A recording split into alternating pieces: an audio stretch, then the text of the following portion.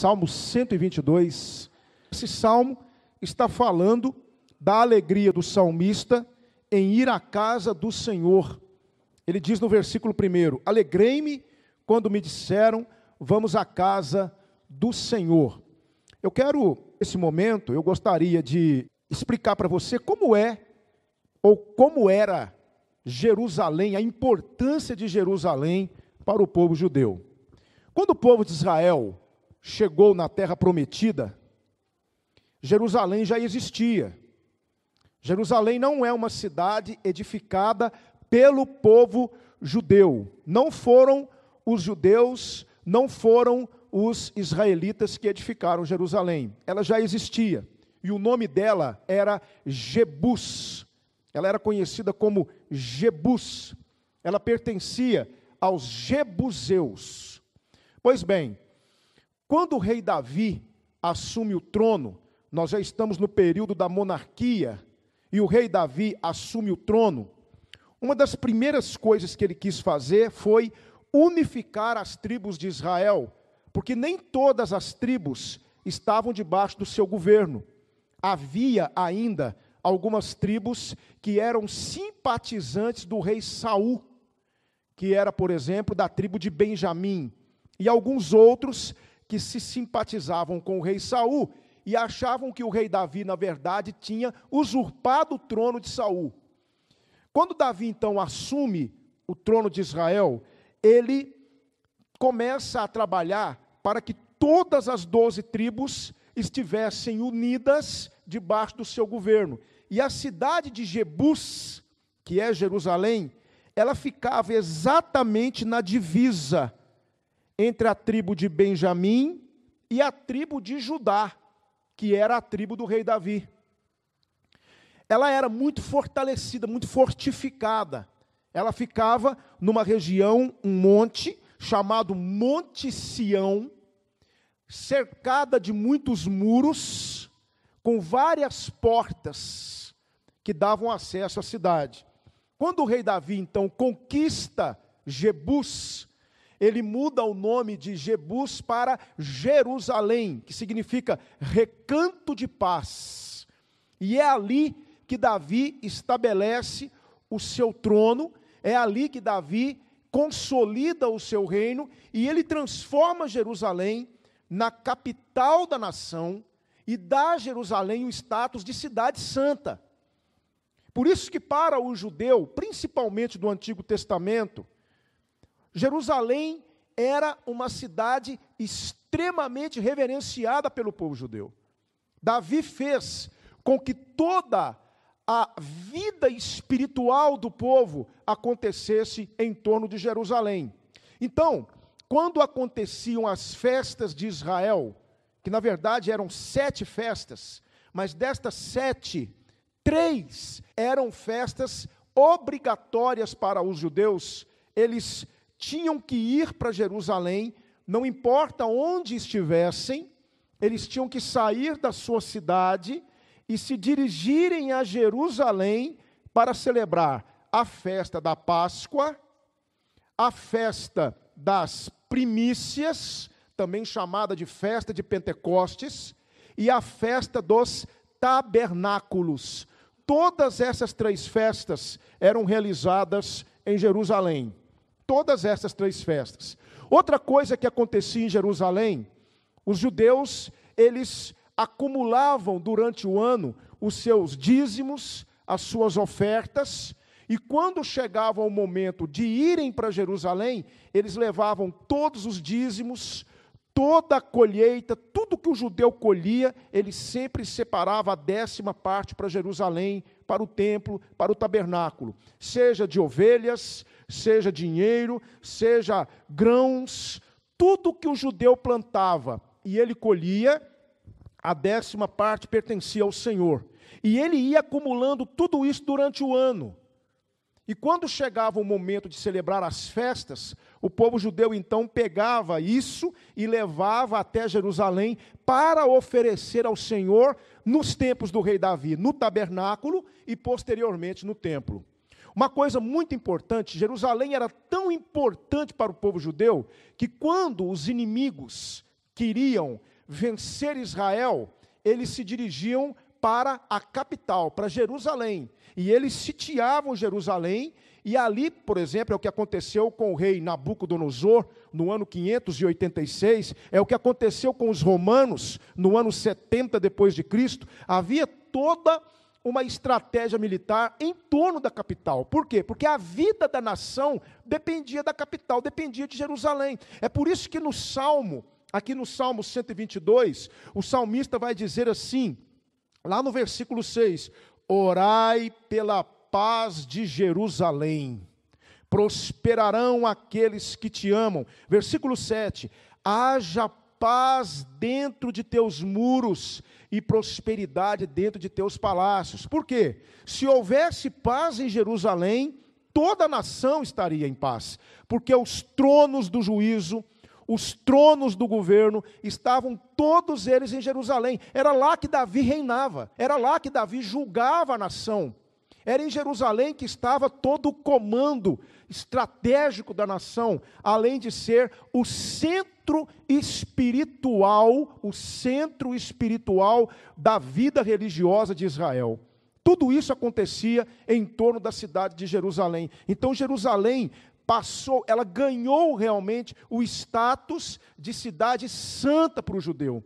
O judeu amava Jerusalém. E quem mais amava Jerusalém? O rei Davi. Outra coisa muito importante em Jerusalém era o tabernáculo. O tabernáculo foi um templo portátil que Moisés construiu no deserto.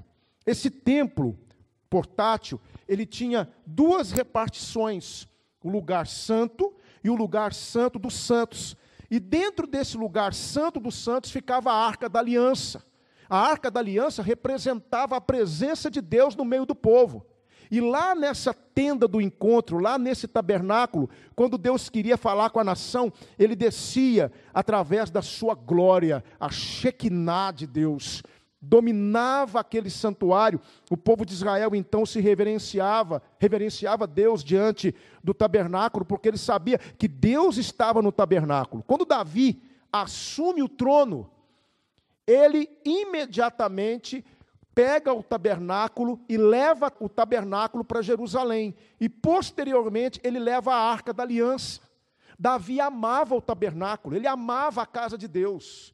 Por isso, você vai entender o versículo 1, quando ele diz assim, alegrei-me quando me disseram, vamos à casa do Senhor. Por quê? Porque ele via a quantidade de peregrinos chegando de todas as partes da nação para adorar no tabernáculo. Eles se dirigiam para o tabernáculo. E Davi via aquela procissão de judeus indo para o tabernáculo, e ele se alegrava porque ele ia com aquele povo para o tabernáculo para adorar a Deus. Davi amava Deus, Davi amava a casa de Deus, ele amava o tabernáculo, ele amava Jerusalém. Jerusalém tinha todo um sentimento dentro do coração de Davi. O tabernáculo também, ele tinha todos os seus aparatos. Cada aparato do tabernáculo era usado para uma espécie de culto místico, alguma coisa que representava algo para Deus. Então havia os pães da proposição, havia o candelabro cujas luzes deveriam ficar acesas o tempo todo, havia as bacias onde se faziam os banhos para que o povo pudesse se purificar antes dos sacrifícios, havia o altar onde eram oferecidos os sacrifícios e havia o Santo dos Santos. No lugar santo dos santos, lá dentro, estava a Arca da Aliança, separada por um véu. E somente o sumo sacerdote podia entrar naquele lugar uma vez por ano, no dia da expiação, o dia de Yom Kippur.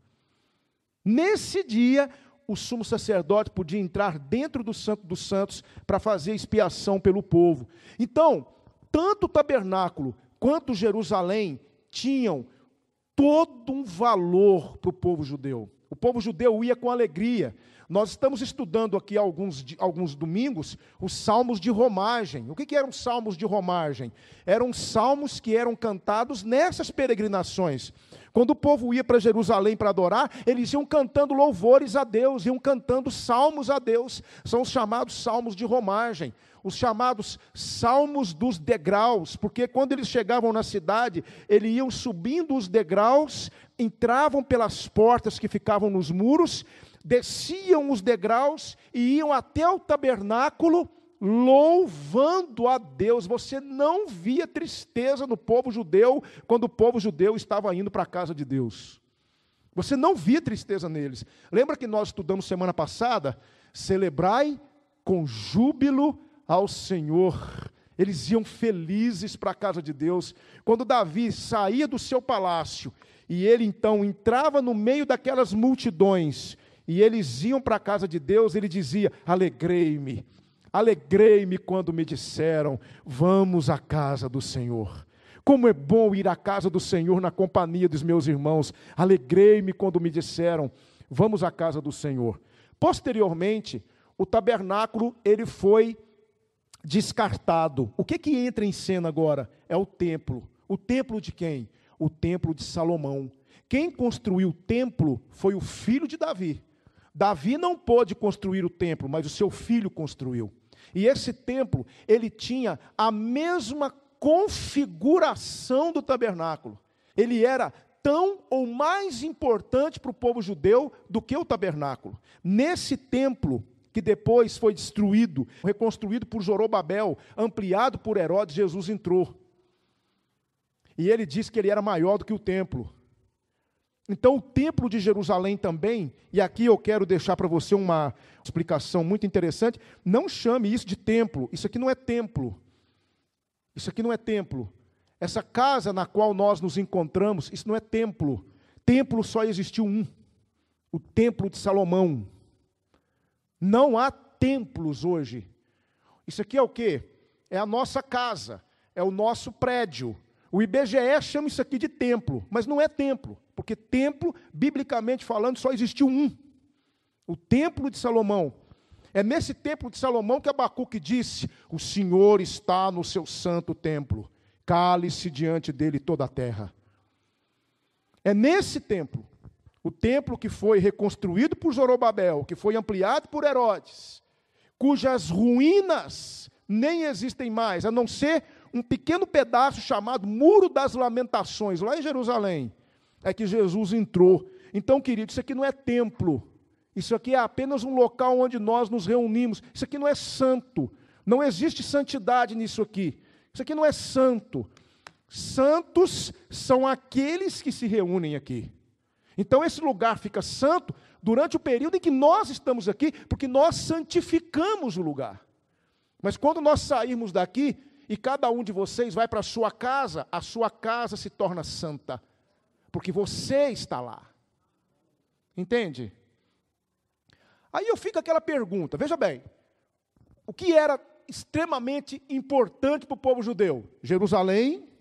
E por que Jerusalém era tão importante? Por conta do tabernáculo, por conta do templo.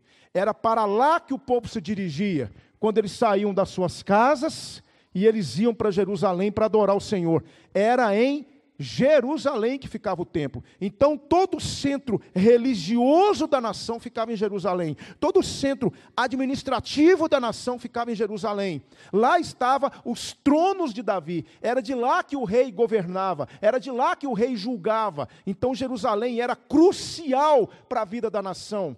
Por isso que quando Jerusalém foi destruída pelos babilônicos, houve lamentação, houve choro, e havia em Babilônia um desejo de voltar para Jerusalém. E 70 anos depois, Deus permite que o povo volte. Mas eu quero te dizer uma coisa, e hoje, pastor, porque eu entendi o que o senhor explicou aí, ótimo. Alegrei-me quando me disseram, vamos à casa do Senhor. A casa do Senhor ficava em Jerusalém. Eu entendi tudo. Mas e hoje? Meu querido, deixa eu te dizer uma coisa. Jerusalém hoje não é mais santa. Jerusalém hoje é uma cidade turística e uma cidade histórica.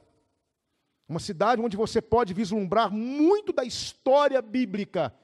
Mas é só isso. Jerusalém não tem mais santidade nela. Entende? Não há mais santidade na Palestina como havia nos tempos de Davi. Não existe mais templo hoje. No lugar do templo tem lá pelo menos naquela região, uma mesquita muçulmana. Não existe mais templo em Jerusalém. Nada em Jerusalém é santo. Não adianta você trazer de Jerusalém raspinhas do muro das lamentações e levar para a sua casa, para santificar a sua casa, porque aquilo lá é só pedra, é só tijolo, é só pó. Não adianta você ir lá no Rio Jordão e pegar um punhadinho de água do Rio Jordão e trazer para abençoar a sua casa. A água do Rio Jordão é H2O, como qualquer outra água. E diga-se de passagem, é meio sujinha. Há um tempo atrás eu cheguei em casa e eu ganhei.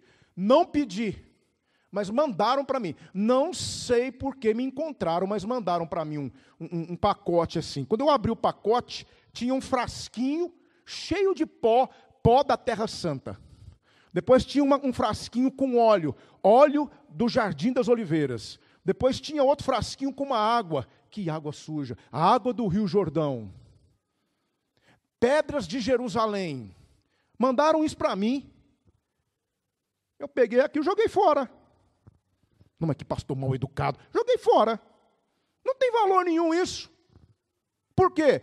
Porque aquilo tudo que aconteceu no passado era sombra do que ia acontecer no futuro, irmão. Sombra. Quer ver uma coisa? Deixa eu te mostrar um texto que Jesus disse aqui. Olha só. Deixa eu te provar pela Bíblia. Olha só esse texto. De João 4, 21 a 23. Disse-lhe Jesus, mulher. Jesus está falando com a mulher samaritana. E a mulher samaritana havia perguntado para Jesus assim, Jesus, onde é que nós devemos adorar? Nossos pais falam que é nesse monte. Vós dizeis que é em Jerusalém. Aí Jesus diz assim, mulher, crê-me, que a hora vem em que nem nesse monte, nem em Jerusalém adorareis o Pai. Vós adorais o que não sabeis, nós adoramos o que sabemos, porque a salvação vem dos judeus. Mas a hora vem, olha só, irmãos, e agora é em que os verdadeiros adoradores adorarão o Pai em espírito e em verdade, porque o Pai procura tais que assim o adorem. Não é mais em Jerusalém, não é mais à beira do Jordão, não é mais às margens do Mar Morto. Você adora a Deus onde você está. Entende? Então observe que Jerusalém não tem mais esse status de cidade santa. Não existe mais isso. É tudo sombra. O que é uma sombra? Sombra é algo que mostra a silhueta de alguma coisa ou de alguém. É uma representação de alguém. Não é aquele alguém propriamente dito, mas é uma representação dele. O Antigo Testamento está cheio de sombras. A palavra de Deus nos diz, lá no Evangelho de João, a lei e os profetas duraram até João. Não diz isso? Lá em Romanos, Paulo diz assim, o fim da lei é Cristo para a justiça de todo aquele que crê. Então isso é sombra. Isso tudo se cumpriu em Cristo. Quer ver outro texto? Deixa eu te mostrar outro texto. Veja só esse texto de Colossenses 2, 16 e 17. Portanto, ninguém vos julgue pelo comer, ou pelo beber, ou por causa dos dias de festa, ou da lua nova, ou dos sábados, que são sombras das coisas futuras, mas o corpo é de Cristo. Meu querido irmão, escute uma coisa, na igreja de Cristo não tem menorá, não tem candelabro, na igreja de Cristo não tem altar. Isso aqui não é altar, irmão, isso aqui é palco, púlpito, chame do jeito que você quiser, mas isso aqui não é altar. Não tem altar na igreja de Cristo, não tem candelabro, não tem arca da aliança, não tem levita, cantor não é levita, isso é judaísmo, isso é sombra do que aconteceria no futuro quando Cristo viesse. É por isso que pastor na igreja de Cristo não usa quipá, não usa estola. Pastor na igreja de Cristo não tem essas características. Na igreja de Cristo, no culto cristão, não se toca chofar. O culto cristão não tem arca da aliança. Você está vendo arca da aliança por aqui? O culto cristão não tem levita entrando com sacrifício para ser morto no altar. Porque tudo isso era o quê? Sombra. Então a Jerusalém do Antigo Testamento era uma sombra de algo muito superior que acontece no Novo Testamento. O templo no Antigo Testamento era uma sombra de algo muito superior que acontece no Novo Testamento. E é aqui que eu chego no ponto principal da mensagem. Então, pastor, eu não preciso me preocupar então em colocar a terra de Jerusalém na minha casa? Não, querido, você vai sujar a sua casa. Então, pastor, não tem esse negócio de que o óleo lá das oliveiras do Getsemane é sagrado? Não, filho, é óleo como outro qualquer. Porque tudo era uma sombra. Então, o que isso tem a ver conosco hoje? Por que nós precisamos nos deleitar? Por que nós precisamos nos esbaldar e nos alimentar com o Salmo 122? Porque o Salmo 122 é a nossa realidade. Primeira coisa que eu quero falar com você. O que eu disse para você? Que o templo é o quê? Era uma sombra. Quem é o templo de Deus? Segundo a palavra de Deus. Vou deixar a própria Bíblia te dizer. Veja só esse texto. Vou deixar a própria Bíblia te dizer. João 2, 19 a 21. Veja só Jesus dizendo. Jesus respondeu e disse-lhes: derribai o templo. Ele está falando de qual templo? Do corpo dele. Este templo, e em 3 dias o levantarei. Disseram, pois, os judeus, em 46 anos, os judeus estão achando que Jesus está falando do templo de Herodes. Em 46 anos foi edificado esse templo, e tu levantarás em 3 dias? Mas ele falava do templo do seu corpo. Olha que coisa. Ele falava do templo do seu corpo. Veja só esse outro texto aqui que eu quero te mostrar. Está lá em João 1,14. E o verbo se fez carne e tabernaculou entre nós, ou seja, habitou entre nós. No Antigo Testamento, o que é que o tabernáculo representava? O tabernáculo representava a presença de Deus no meio do povo. O tabernáculo era a presença de Deus entre Israel, não é? E agora, quem é que está entre nós? Quem é o Deus conosco? Jesus Cristo, Filho de Deus. Não é à toa, preste atenção, não é à toa que muitos dizem que Jesus nasceu em dezembro. Jesus não nasceu em dezembro e eu te provo. Quando Zacarias recebe a notícia, de que Isabel estaria grávida, o pai de João Batista, ele estava no templo no dia da incensação. O que é isso? Ele era da turma de Abias, e era o dia dele entrar no templo para oferecer incenso. O que os incensos representavam? As orações do povo de Deus. Zacarias está no templo oferecendo incenso. O anjo Gabriel chega e diz, a tua esposa vai engravidar. Ele duvidou, ficou mudo, durante todo o período de gestação de Isabel, não foi? Sabe quando é que acontecia o dia da incensação? Sabe qual mês? O mês de julho. Julho. Agora faz a conta comigo. Quando Maria recebe a notícia de que estava grávida, já era o 6º mês de Isabel. Ela vai lá para congratular sua prima. O bebê no ventre de Isabel pulou de alegria, que era João Batista, porque ela viu a mãe do Salvador. Isabel viu a mãe do Salvador.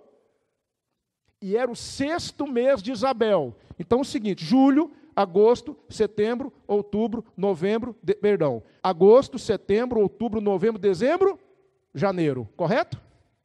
Janeiro, 6º mês, certo? Então, 9 meses depois, quando Maria fica grávida, nasce Jesus. Janeiro, fevereiro, março, abril, maio, junho, julho, agosto, setembro, outubro. Qual era a festa comemorada em outubro? Festa dos tabernáculos. Por isso João diz, o verbo se fez carne e tabernaculou entre nós. Então qual é a provável data do nascimento de Jesus? Mês de outubro, por conta da festa dos tabernáculos, porque Jesus é o tabernáculo de Deus com os homens. Entende, irmão? Então, quem é o templo em Salmo 122? Representa quem? Jesus Cristo, nosso Senhor. E quem representa Jerusalém? Tá bom, pastor, entendi. Mas e Jerusalém, quem é? Eu vou deixar a Bíblia te ensinar. Vamos ver quem foi Jerusalém? Quem é Jerusalém? Primeiro texto, veja só. Primeiro texto, Apocalipse 21, 2. E eu, João, vi a santa cidade, a nova Jerusalém, que de Deus descia do céu. Agora olha que coisa linda, irmãos. Adereçada como uma esposa ataviada para o seu marido. Quem é chamado de noiva do Senhor na Bíblia? A igreja de Jesus. Quem é a Jerusalém de hoje? Nós, igreja de Jesus. Nós somos a Jerusalém de hoje. Quer outro texto? Deixa eu te mostrar outro texto aqui. Estou amando essa tecnologia nova aqui, bacana demais. Veja só esse outro texto. Congregai o povo, santificai a congregação, ajuntai os anciãos, congregai as crianças e os que mamam, saia o noivo da sua recâmara e a noiva do seu aposento. Aqui está falando de Deus e seu povo. Agora dá para entender o Salmo 122. Eu quero parafrasear o Salmo 122 com você. Se o templo é Jesus e se Jerusalém é a igreja, vamos trocar as palavras no Salmo 122 e vocês vão entender por que o Salmo 122 é a nossa realidade. Olha só. Alegrei-me quando me disseram, vamos à presença do Senhor Jesus. Os nossos pés estão dentro das tuas portas, ó igreja do Senhor. Igreja que está edificada como uma cidade que é compacta, ou seja, que é unida. Onde sobe o povo do Senhor até o testemunho de Israel, para darem graças ao nome do Senhor. Para onde é que nós vamos para dar graças ao nome do Senhor? Para a igreja. Eu vou para a igreja, para dar graças ao nome do Senhor, para glorificar o nome do Senhor. Veja só, pois ali estão os tronos do juízo, os tronos da casa de Davi. Orai, olha só, irmãos, orai pela paz da igreja do Senhor. Orai pela paz da igreja. Prosperarão aqueles que te amam. Essa promessa é para nós. Você ama a igreja de Jesus? Então você será próspero, irmãos. E prosperidade não tem nada a ver com dinheiro. Prosperidade tem a ver com sentimento. Veja só. Haja paz dentro dos teus muros e prosperidade dentro dos teus palácios. Por causa dos meus irmãos e amigos direi, paz esteja em ti. Por causa de Jesus Cristo nosso Deus, buscarei o teu bem.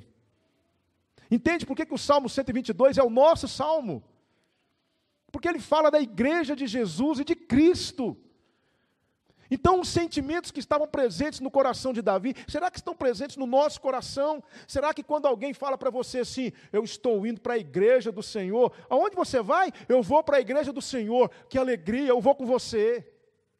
Alegrei-me quando me disseram, vamos à igreja do Senhor. Você tem esse sentimento no seu coração, irmão? Você se alegra por estar aqui nessa noite? Você se alegra? Eu me alegro. Que coisa melhor do que você estar no meio do povo de Deus? Que coisa melhor do que você... Eu estou lendo um livro maravilhoso, recomendo. Quem quiser, depois eu te dou aí o site de onde você pode comprar. Na Editora Fiel tem, chama A Igreja Desviada. Irmãos, que livro fantástico. E ele disse uma coisa hoje, olha só, interessante isso. Eu estou lendo esse livro há muito tempo e hoje ele me disse uma coisa que eu agora entendi o porquê. Ele disse assim, por causa da presença de Cristo no meio do seu povo, promovendo a unidade, que quando acaba o culto, o povo não quer ir embora. Você já percebeu aqui na igreja que quando acaba o culto, todo mundo quer conversar, todo mundo quer dialogar, todo mundo quer se confraternizar. É um grupinho ali, é outro grupinho aqui, é mais um grupinho aqui, é uma algazarra, é todo mundo se abraçando, é gente contando caos, é gente dando risada. Isso aí é a presença invisível do Senhor entre nós, irmãos. Isso é uma coisa boa. Como eu amo ver isso na igreja. O povo não quer ir embora, o povo quer ficar perto dos irmãos. Irmãos, nada há no mundo que se compara com isso. Como eu amo estar no meio do povo de Deus, como eu amo estar com vocês, como eu amo pegar na sua mão, como eu amo te abraçar, como eu amo quando eu recebo um abraço seu, como eu amo ver o povo de Deus se confraternizando e abraçando, que coisa linda, é o Senhor entre nós. Entende, querido? E aí, eu queria encerrar a minha palavra nessa noite, eu queria te fazer algumas perguntas. Eu queria que nós pensássemos então, se o Salmo 122 é o nosso Salmo, se o Salmo 122 está falando de nós e do nosso Senhor Jesus, eu quero que você me responda algumas coisas. Primeira coisa que eu queria te perguntar, qual a importância que a igreja de Cristo tem para nós, tem para você? A igreja é importante para você? Você entende que a igreja é vital? Igreja para você é importante, é vital ou é um complemento? É algo? Porque não era assim que Davi sentia. Alegrei-me quando me disseram, vamos à casa do Senhor. Salmo 133, nós já estudamos aqui, ele disse assim, ó quão bom e quão suave é que os irmãos vivam em união. Como é bom viver em união com o povo de Deus, como é bom saber que eu tenho uma família. Alguém que me ama, alguém que se preocupa comigo, alguém que me liga quando eu estou ausente, alguém que se preocupa comigo quando eu não estou me sentindo bem, alguém que fica preocupado, alguém que diz, eu vou orar por você. A Bíblia diz que a oração de um justo, pode muito em seus efeitos. Imagina 250 orando por mim. Imagina, irmãos, como tem sido abençoador saber que existe um ministério de oração na igreja orando por você. Dá para imaginar isso? Onde é que você encontra isso, gente? Você encontra isso só na igreja de Jesus. Então eu te pergunto, qual a importância que a igreja de Cristo tem para nós? Qual é a importância que a igreja tem para você? Ela é importante para você? Veja só o versículo de número 1 e 2. 1 e 2. Alegrei-me quando me disseram, vamos à casa do Senhor, os nossos pés estão dentro das tuas portas, ó Jerusalém, ó igreja do Senhor. Alegrei-me quando me disseram, vamos à igreja do Senhor, os nossos pés estão dentro das tuas portas, ó igreja. Irmãos, isso é a demonstração, é a manifestação de alguém que amava a casa do Senhor. Irmão, qual é a importância que a igreja tem para nós? Mas eu tenho mais uma pergunta que eu quero te fazer. Jesus Cristo é nosso único atrativo na igreja? O que te atrai para a igreja? É o seu colega? É o seu amigo? É um evento? Charles Spurgeon, o grande pregador Charles Spurgeon, príncipe dos pregadores, ele disse assim, chegará o tempo em que os pastores deixarão de apacentar o rebanho e começarão a entreter bodes. O povo hoje quer entretenimento. Como disse aquele pastor que pregou aqui no culto de casais, o povo hoje quer luz, câmera e ação. O povo hoje quer o quê? Quer algo que os atraia na igreja. O pregador tal, o ex-isso, o ex-aquilo, o ex-aquilo outro. Meus irmãos, não pode haver outro atrativo na igreja a não ser Jesus Cristo.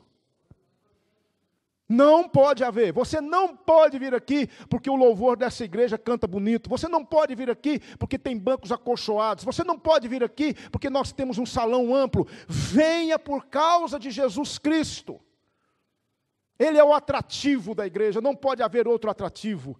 Veja só o versículo de número 3.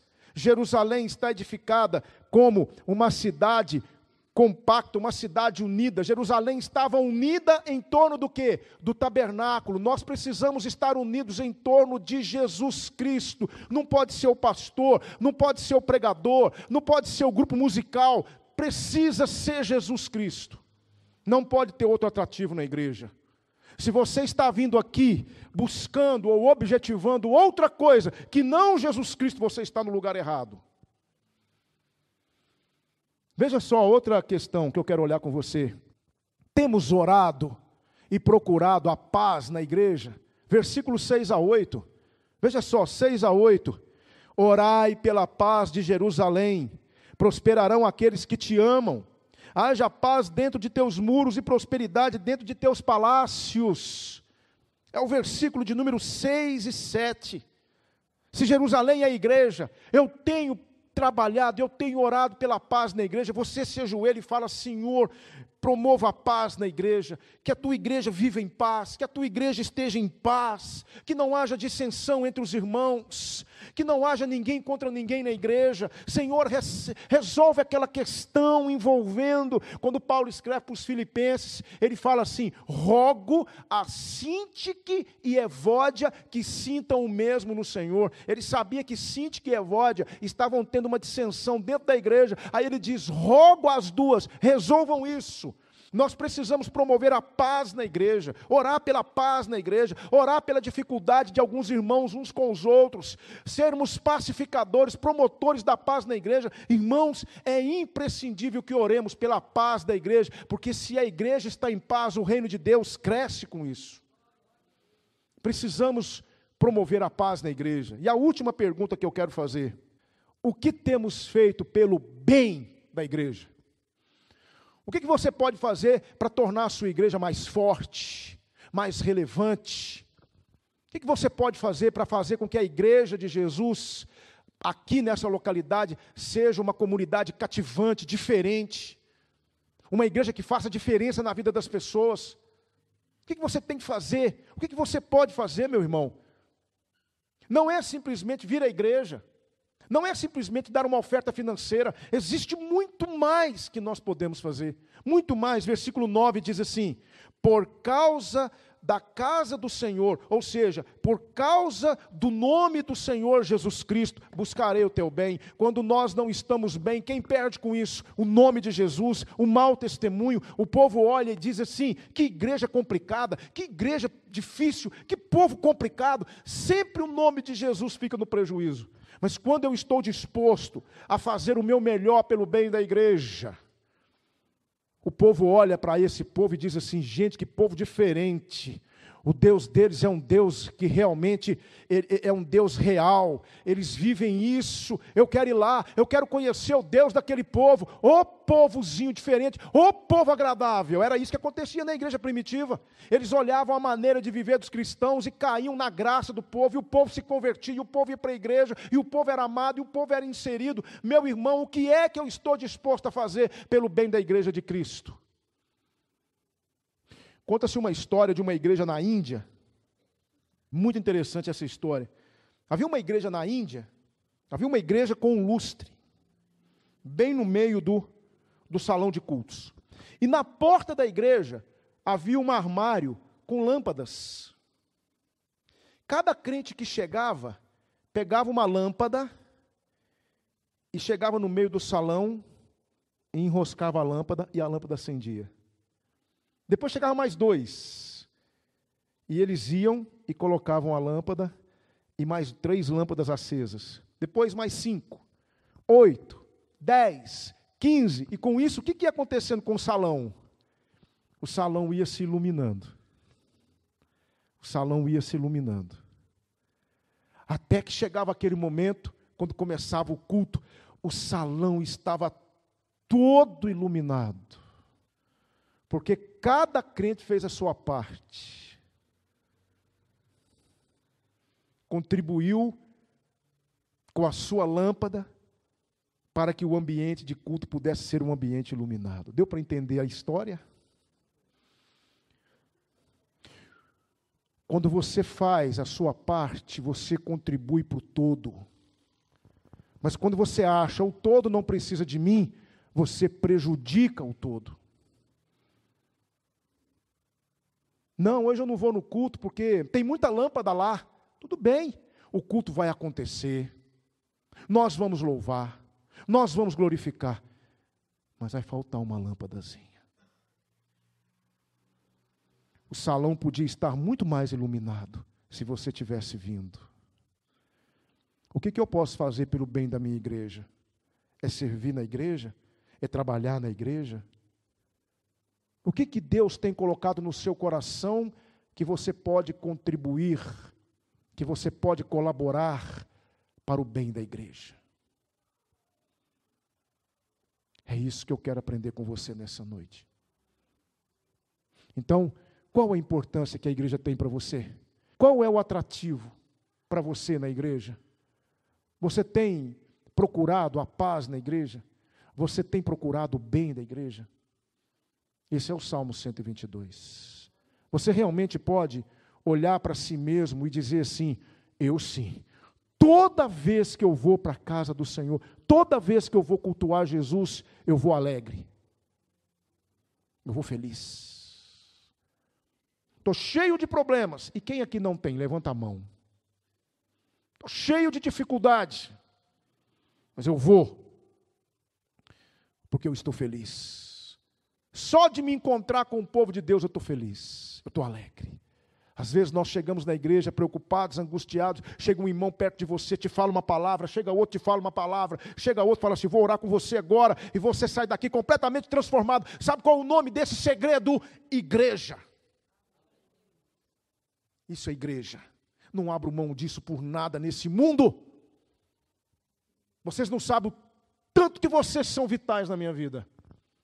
Amo os irmãos. Embora meu amor seja imperfeito, meu amor não seja o amor que vocês merecem, mas eu os amo. Por favor, me amem também, porque eu preciso do amor de vocês. Isso é igreja. Vamos orar nesse momento? Ó Deus Todo-Poderoso, nós te agradecemos por ter nos ensinado tanto nessa noite. Obrigado por Jesus Cristo, o nosso templo.